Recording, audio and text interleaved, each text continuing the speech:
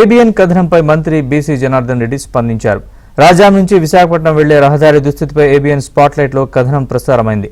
దీంతో స్పందించిన మంత్రి రహదారికి 20 కోట్లు మంజూరు చేశామన్నారు. ఇప్పటికే రాజానగరం మున్సిపల్ అధికారులకు లేఖ రాసినట్లు చెప్పారు.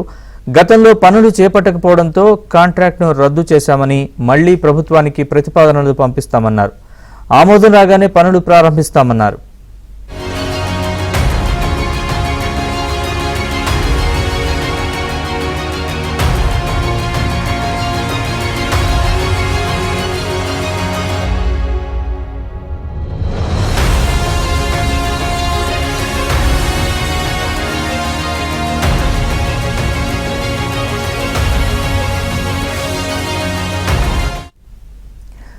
ఏబిఎన్ కథనంపై మంత్రి బీసీ జనార్దన్ రెడ్డి స్పందించారు. రాజాం నుంచి విశాఖపట్నం వెళ్లే రహదారి దుస్థితిపై ఏబిఎన్ స్పాట్లైట్ లో కథనం ప్రసారమైంది.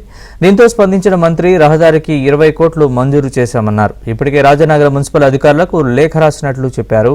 గతంలో పనులు చేపట్టకపోవడంతో కాంట్రాక్ట్ ని రద్దు చేశామని, మళ్లీ ప్రభుత్వానికి ప్రతిపాదనలు పంపిస్తామన్నారు. ఆమోదం రాగానే పనులు ప్రారంభిస్తామన్నారు.